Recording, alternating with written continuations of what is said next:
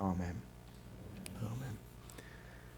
The reading that Katrina gave for us just a few minutes ago, it's a bit of a gripping drama, really, in terms of how it's laid out. Destinies are determined at that meal, finally. Shocking events occur for those who are sitting round eating. It's a drama that we get to look on and be taught by.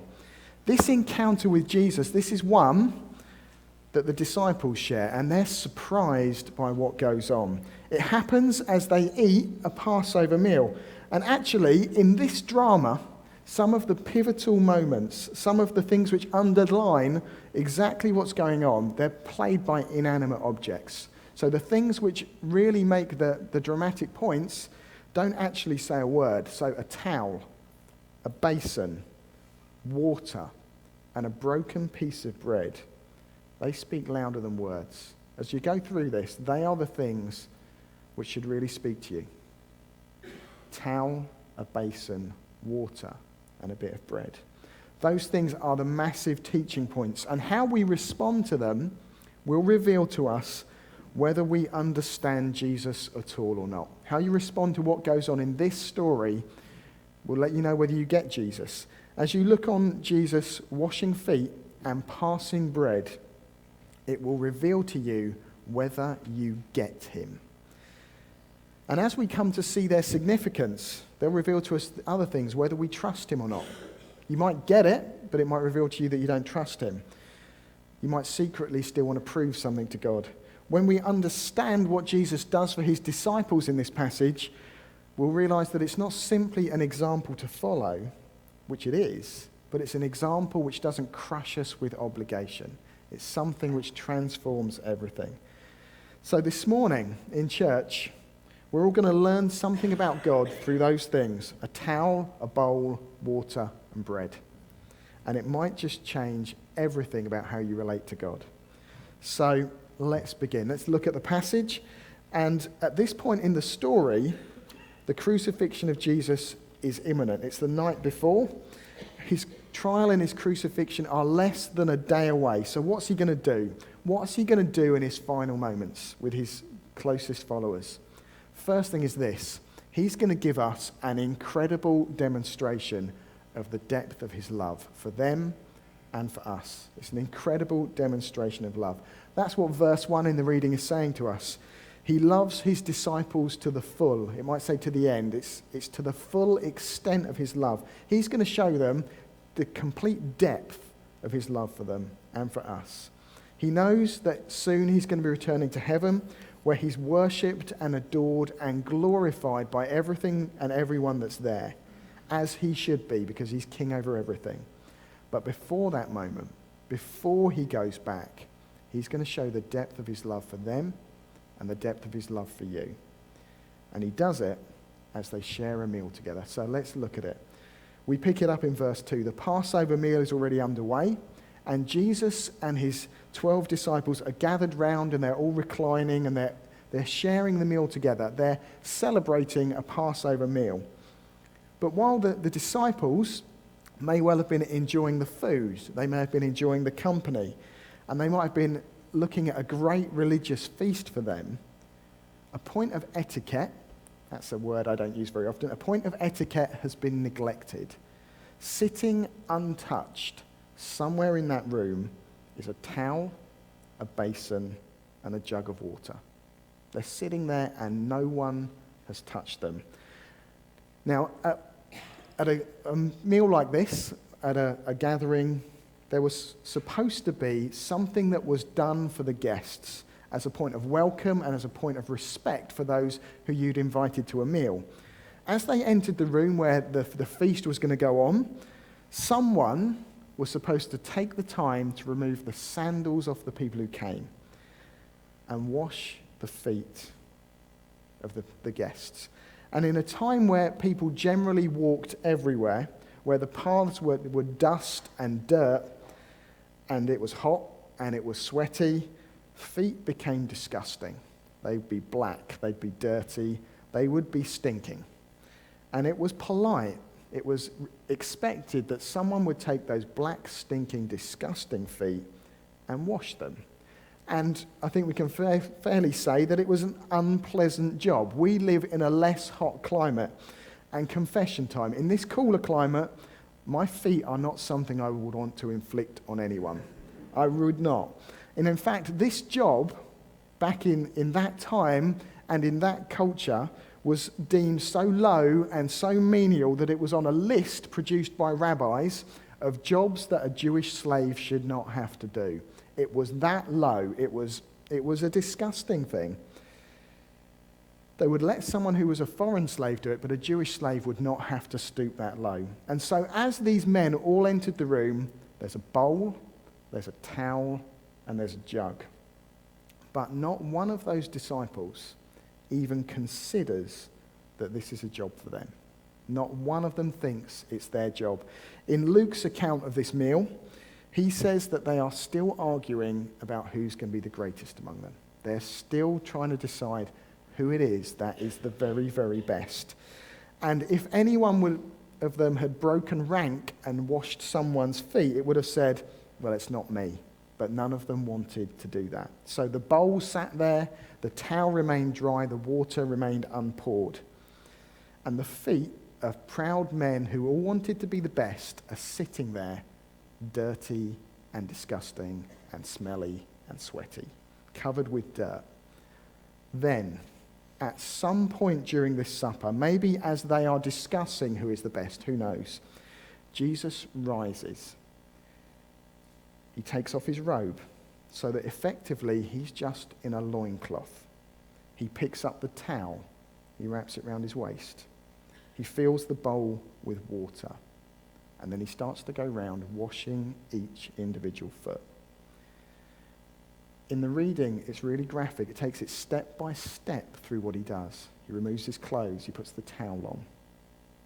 So we get to imagine it. We get to look at, in our mind's eye, exactly what Jesus has done. And you want to know why it's got so much detail there? Because Jesus is making himself look like a slave. He's looking just like a slave would look.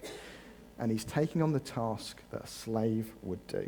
He's serving people in a massively degrading way. This, I imagine, is one of those moments where you could hear a pin drop as Jesus went from person to person, washing their feet, washing away the dirt, rinsing away whatever's left on there, drying them.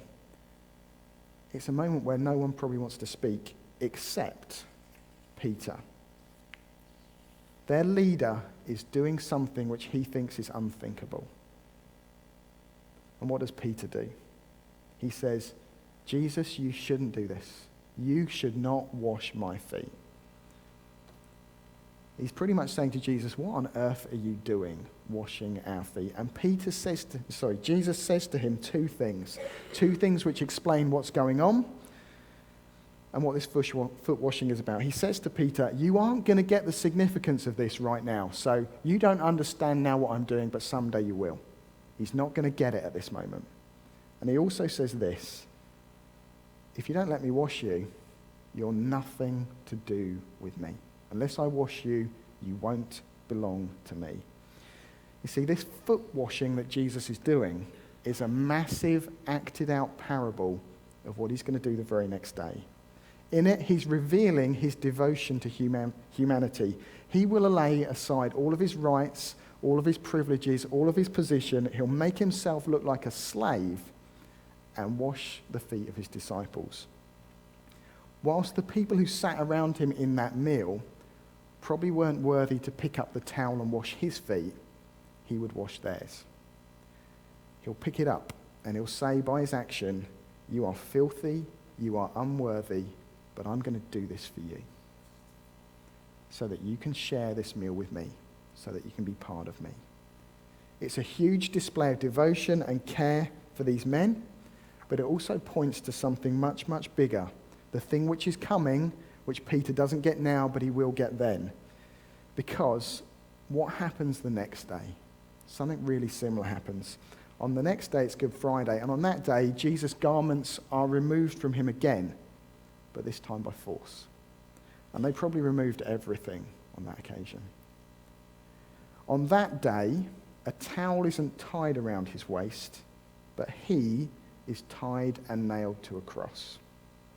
His waist doesn't feel the touch of a towel, but it's pierced by a spear. On that day, he doesn't humble himself to merely look like a slave at a Passover meal. He lays down his life and becomes a Passover lamb. He gives up everything. And in doing so, his sacrifice is accepted by God, and he washes away the guilt and stain of every rebellion against God. That's what he's doing.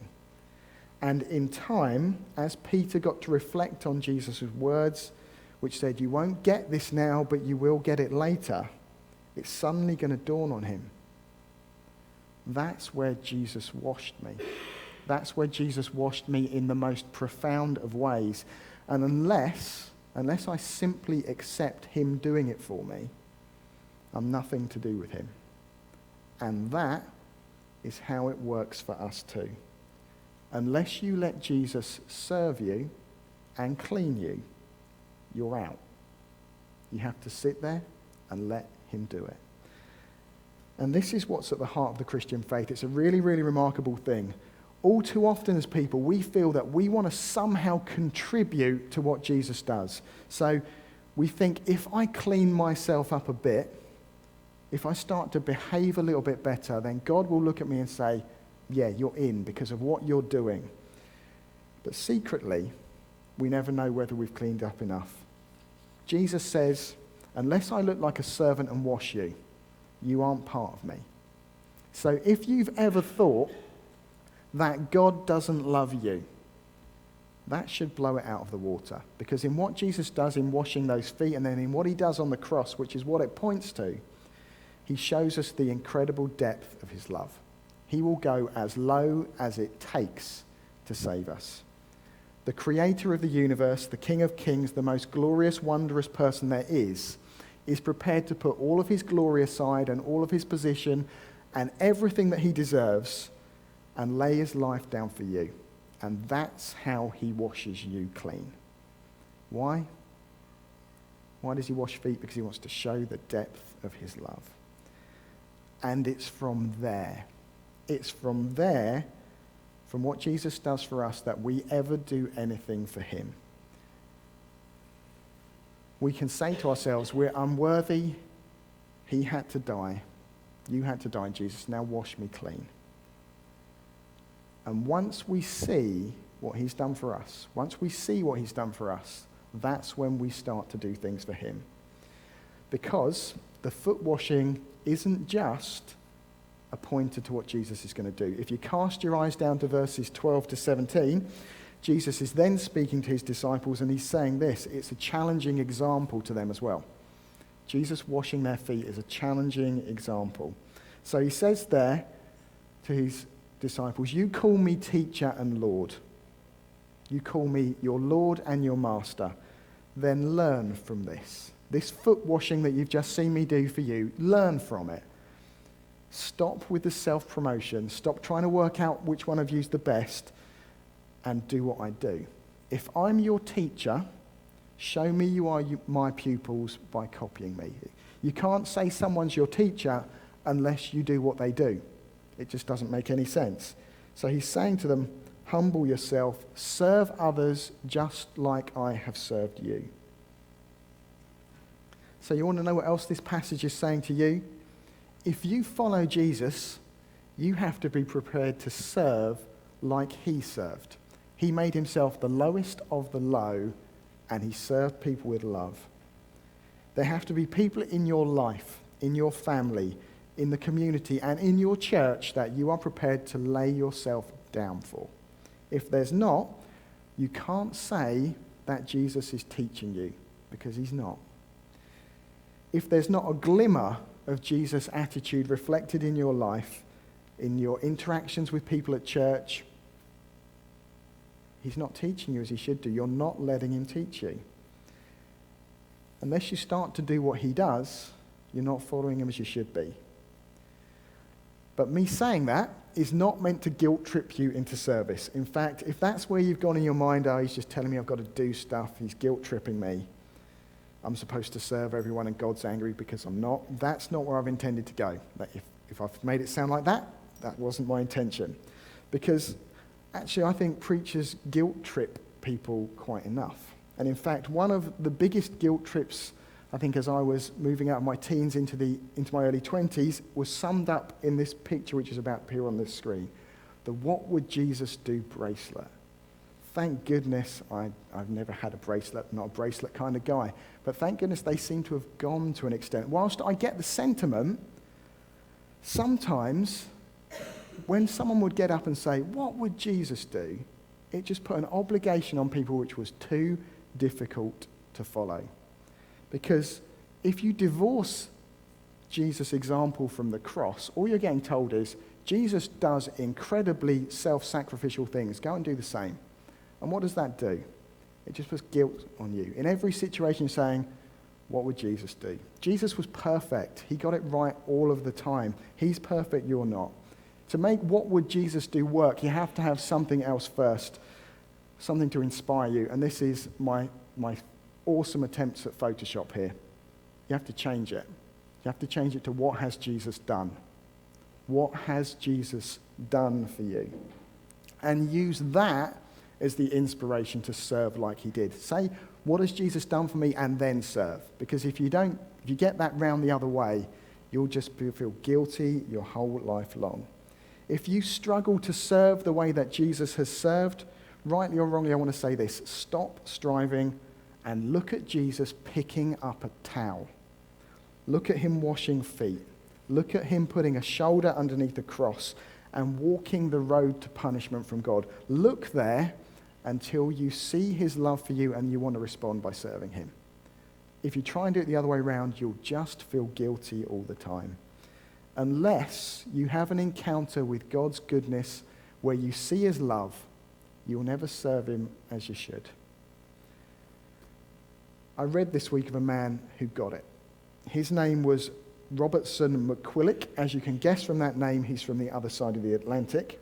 And he was the president of a Bible college in South Carolina, a quite respectable job where he lived, at least within Christian circles. It was an important thing. He did it in the 1980s.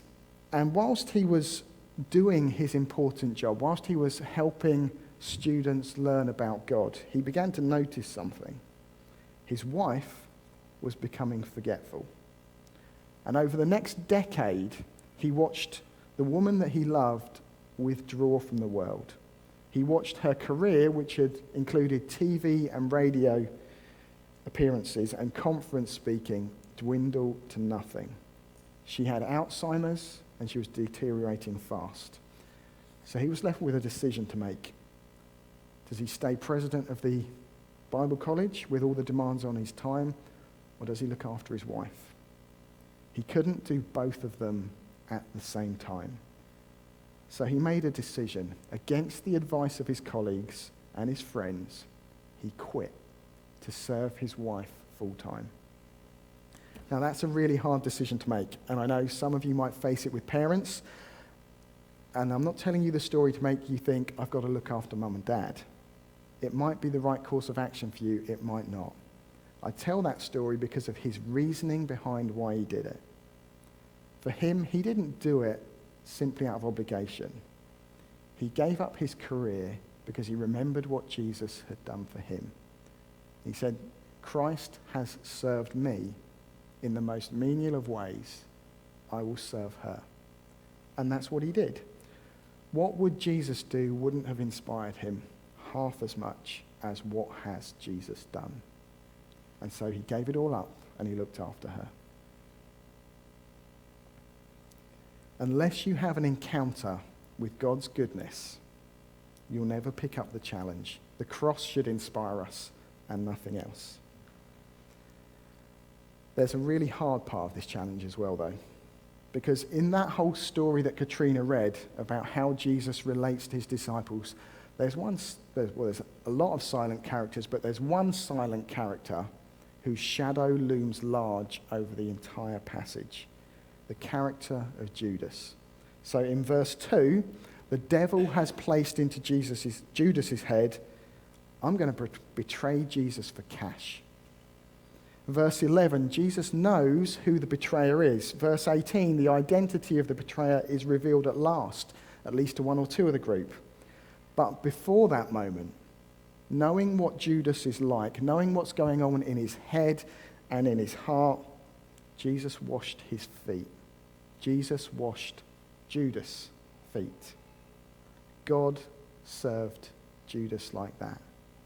At times, if you follow Jesus' example and you pour yourself out for people in a big self-sacrificial way, they're going to throw it back in your face. That's what Judas did. He threw it back in Jesus' face. They may pretend to be your friend and stab you in the back. What are you called to do in that situation? Follow Jesus' example. He served Judas. He washed his feet. We're called to serve those who may hate us, who may ridicule us, who may persecute us for who we are. So that might be as simple as continuing to make coffee for the person in the office who mocks your faith every day. It might go as big as being compassionate to people who might have once been a group like ISIS. It's everything from that and everything in between. Jesus did that. He offered service to Judas. And he did something else for Judas as well. Something which he does for each one of us. He makes an unflinching offer of grace to Judas. How do we know he does this? Because there's the moment where this piece of bread comes to symbolize a really tragic moment for Judas. Jesus knows that Judas is going to betray him. He says that one of them's going to do it. He knows that one of his closest followers is going to hand him over.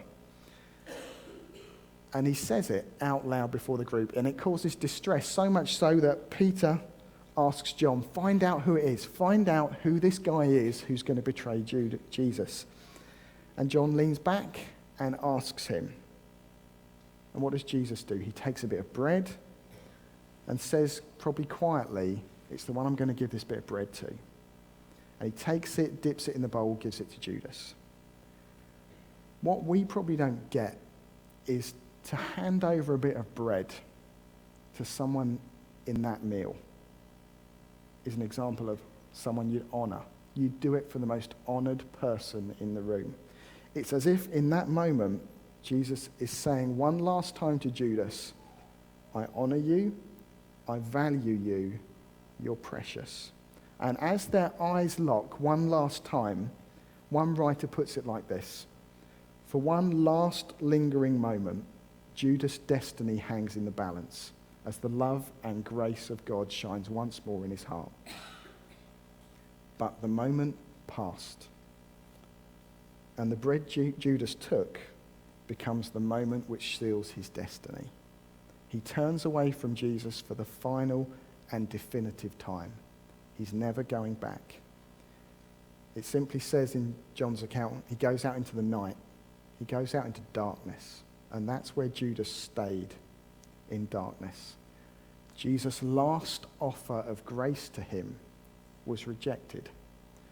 And Judas is really quite a sobering character. He has no more opportunities to put it right. He cannot go back from that moment onwards. There was no more moments where he could choose to let Jesus clean him. His rejection of Jesus became final in that moment. And it might be today that as we've looked on at a towel and a bowl and water, you've thought, I need to let Jesus clean me up. I need to let him serve me.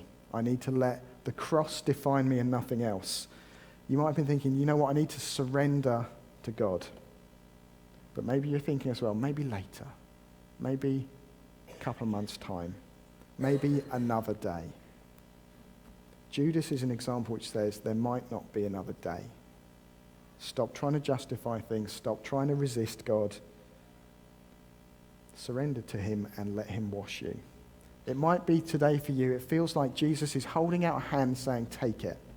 If he's doing that, take it. Don't resist. It might be your last chance. That's not meant to sound manipulative. It's just a statement of fact. That was Judas's last chance, and he missed it. Instead, I want to say this: let the Creator of all, the most powerful one who's ever existed, the glorious King of heaven, serve you and make you clean. He'll make you part of his family. He'll make you like him forever. And it will show you that he loves you. So today, a bowl, water, and a towel. They speak to you of what God has done for you. And they point to a cross where Jesus laid down his life. Let's remember that as we pray.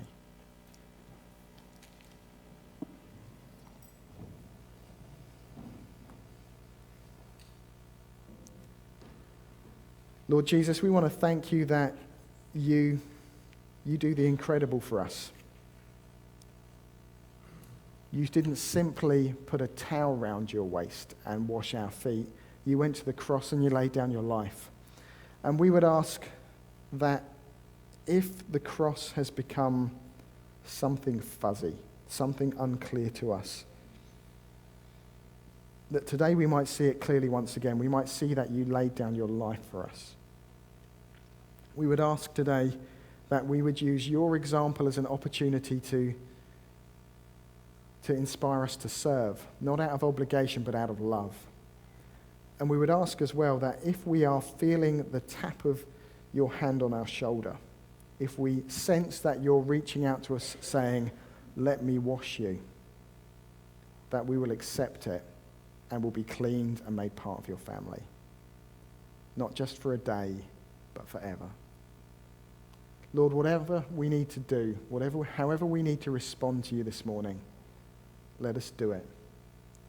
And in the quiet, we offer our prayers to you. Amen.